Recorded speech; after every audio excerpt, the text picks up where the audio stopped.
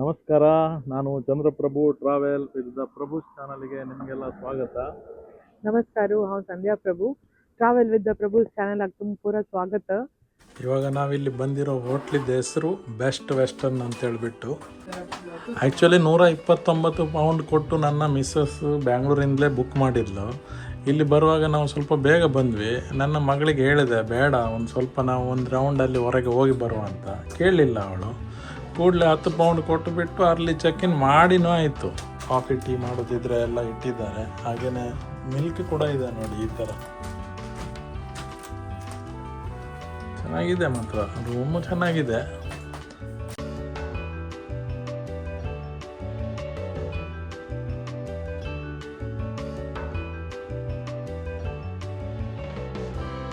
Almost ನಮಗೆ 17,000 ರೂಪಾಯಿ ಆಯಿತು ಒಂದು ನೈಟಿಗೆ ಈ ಹೋಟ್ಲಲ್ಲಿ.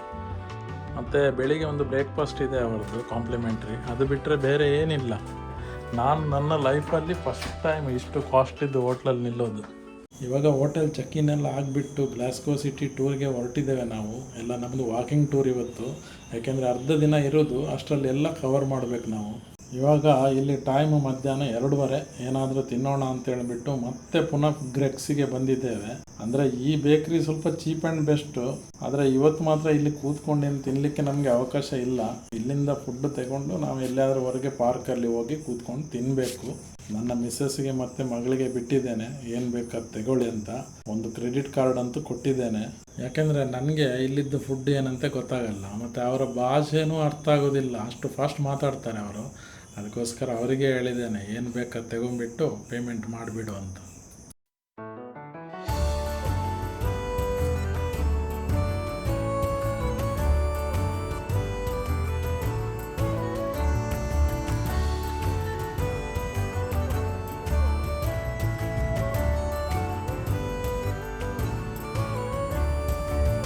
ಸ್ವಲ್ಪ ನಡೆದು ಸುಸ್ತಾಯಿತು. ಕೊನೆಗೆ ನಾವು ಒಂದು ಇಲ್ಲಿ ಪಾರ್ಕಿಗೆ ಬಂದಿದ್ದೇವೆ. ಇದು ಭಾಳ ಫೇಮಸ್ ಪಾರ್ಕ್ ಅಂತೆ. ಇದಕ್ಕೆ ಕೆಲ್ವಿನ್ ಗ್ರೋ ಪಾರ್ಕ್ ಅಂತೇಳಿ ಕರೀತಾರೆ. ಯಾಕೆಂದರೆ ಇಲ್ಲಿ ಪಕ್ಕದಲ್ಲಿ ಕೆಲ್ವಿನ್ ಗ್ರೋ ಒಂದು ಆರ್ಟ್ ಗ್ಯಾಲರಿ ಇದೆ, ಅದರಿಂದಾಗಿ ಆ ಹೆಸರು ಬಂದಿರಬಹುದು. ಇಲ್ಲಿ ನಮ್ಮ ಮುಂದೆ ಕಾಣ್ತಾ ಇರೋದು ಸ್ಟಿವಾರ್ಟ್ ಸ್ಮಾರಕ ಕಾರಂಜಿ. ಇದನ್ನು 1872ರಲ್ಲಿ ಕಟ್ಟಿದ್ರಂತೆ. ಇದರ ಆರ್ಟ್ ವರ್ಕ್ ಮಾತ್ರ ಭಾಳ ಸುಂದರವಾಗಿದೆ. ಈ ಒಂದು ಕಾರಂಜಿ ಪಾರ್ಕಿಗೆ ಒಂದು ಲ್ಯಾಂಡ್ ಮಾರ್ಕ್ ಇದ್ದಂಗೆ, ಅಂದರೆ ಮೇನ್ ಪಾಯಿಂಟ್. ಈಗ ಬ್ಯಾಟಿಂಗ್ ಸ್ಟಾರ್ಟ್ ಆಗ್ತಾ ಇದೆ. ಬ್ಯಾಟಿಂಗಿಗೆ ಕೂತ್ಕೊಂಡಿದ್ದಾರೆ ಅಮ್ಮ ಮತ್ತು ಮಗಳು. ಈಗ ಸ್ಟಾರ್ಟ್ ಆಯಿತು ಬ್ಯಾಟಿಂಗ್. ಇನ್ನು ಸ್ಕೋರ್ ಹೊಡಿತಾ ಇರ್ತೇವೆ.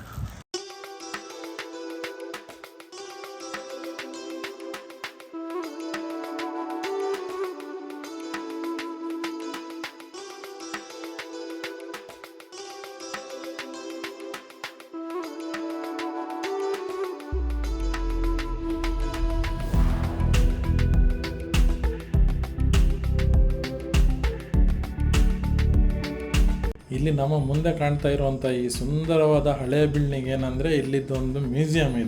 ಇದಕ್ಕೆ kelvin grow art gallery and museum ಅಂತೇಳಿ ಕರೀತಾರೆ.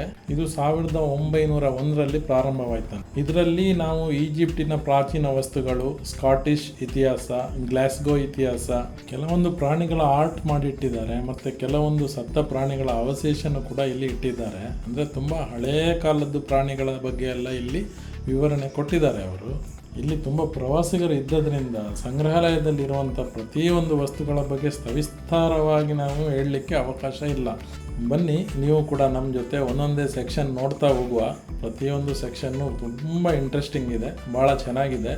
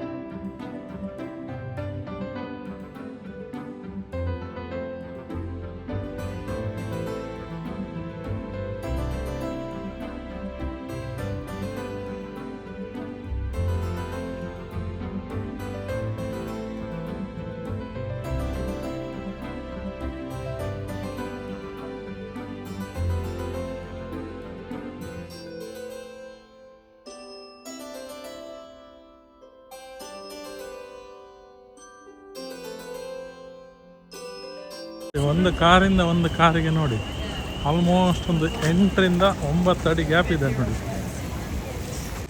ಸೊ ಇಲ್ಲಿ ಡ್ರೈವಿಂಗ್ ಮಾಡೋದು ಸುಲಭ ಅಂತ ಕಾಣ್ತದೆ. ನಾಳೆಯಿಂದ ನೋಡ್ಬೇಕು ನಾನು ಹೆಂಗೆ ಆಗ್ತದೆ ಅಂತ ಹೇಳ್ಬಿಟ್ಟು. ಯಾಕಂದರೆ ಗ್ಯಾಪ್ ಎಲ್ಲ ಕರೆಕ್ಟಾಗಿದೆ ಮತ್ತು ಎಲ್ಲ ಲೈನ್ಸ್ ಎಲ್ಲ ಇದೆ ನೋಡಿ, ಕ್ಲೀನ್ ಇದೆ ಲೈನ್ಸ್ ಎಲ್ಲ. ಬೊಟಾನಿಕಲ್ ಗಾರ್ಡನಿಗೆ ಹೋಗ್ತಾ ಇದ್ದೇವೆ ನಾವು, ಸಿಟಿಯಲ್ಲಿ ನಡ್ಕೊಂಡು ಹೋಗ್ತಾ ಇದ್ದೇವೆ. ಇದು ರೈಟ್ ಸೈಡ್ಗೆಲ್ಲ ಇರೋದು ಗ್ಲಾಸ್ಗೋ ಯೂನಿವರ್ಸಿಟಿ, ಲೆಫ್ಟ್ ಸೈಡ್ಗೆ ಮಕ್ಕಳಿಗೆ ನಿಲ್ಲಿಕ್ಕೆ ಎಲ್ಲ ವ್ಯವಸ್ಥೆ ಇದೆ ನೋಡಿ, ಇಲ್ಲಿ ರೂಮ್ಸ್ ಎಲ್ಲ ಇದೆ.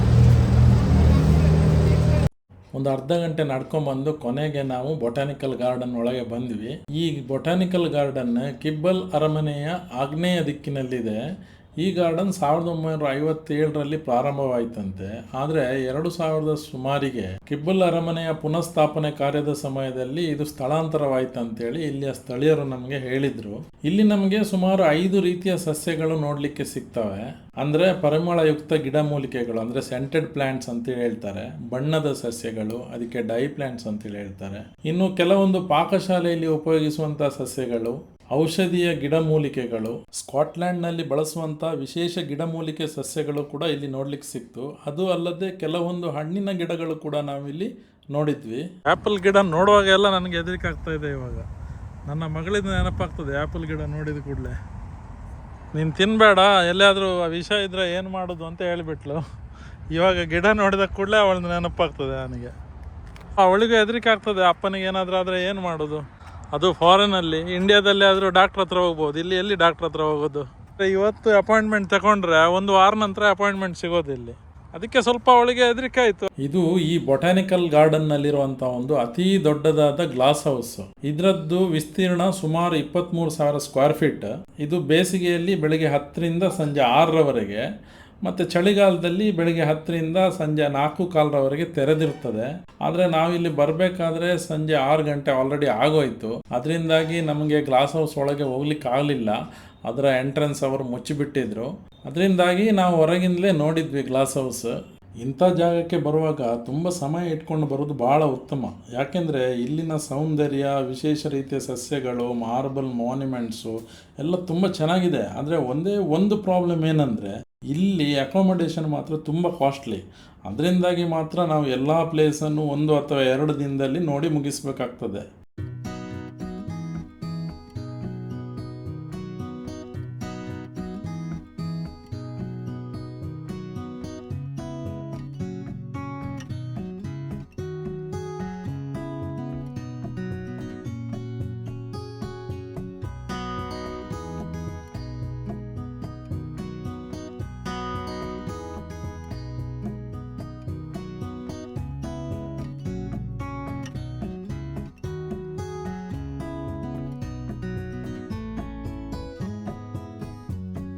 ಒಂದು ನದಿ ನೋಡಿದ್ವಿ ನಾವು ಇಲ್ಲಿ. ಇದರ ಹೆಸರು ಕೆಲ್ವಿನ್ ರಿವರ್ ಅಂತೆ. ಭಾಳ ನೀರು ಕ್ಲೀನ್ ಇದೆ. ಈ ಬ್ರಿಡ್ಜಿಂದ ನಿಂತು ನೋಡಿದರೆ ಒಂದು ನೆನಪಿಗೆ ನಮಗೆ ಯಾವಾಗಲೂ ಒಂದು ನೆನಪಿರ್ತದೆ, ಕೆಲ್ವಿನ್ ರಿವರನ್ನು ನಾವು ಬ್ರಿಡ್ಜಲ್ಲಿ ನಿಂತು ನೋಡಿದ್ದೇವೆ ಅಂತ ಹೇಳಿಬಿಟ್ಟು.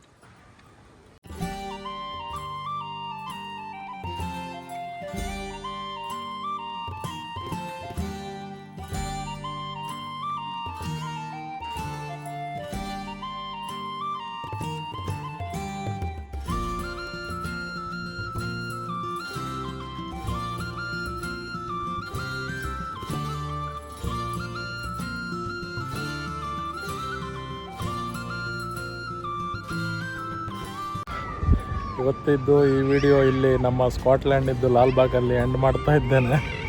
ಅಂದರೆ ಸ್ಕಾಟ್ಲ್ಯಾಂಡಿದ್ದು ಬೊಟಾನಿಕಲ್ ಗಾರ್ಡನಲ್ಲಿ ಎಂಡ್ ಮಾಡ್ತಾ ಇದ್ದೇನೆ. ಈ ವಿಡಿಯೋ ನಿಮಗೆ ಇಷ್ಟ ಆದರೆ ಒಂದು ಲೈಕ್ ಮಾಡಿ, ಶೇರ್ ಮಾಡಿ ಮತ್ತು ನಮ್ಮ ಚಾನಲ್ ಸಬ್ಸ್ಕ್ರೈಬ್ ಮಾಡಿ. ವಿಡಿಯೋ ನೋಡಿದ್ದಕ್ಕಾಗಿ ಧನ್ಯವಾದಗಳು. ನಮಸ್ಕಾರ ಸ್ಕಾಟ್ಲ್ಯಾಂಡಿಂದ.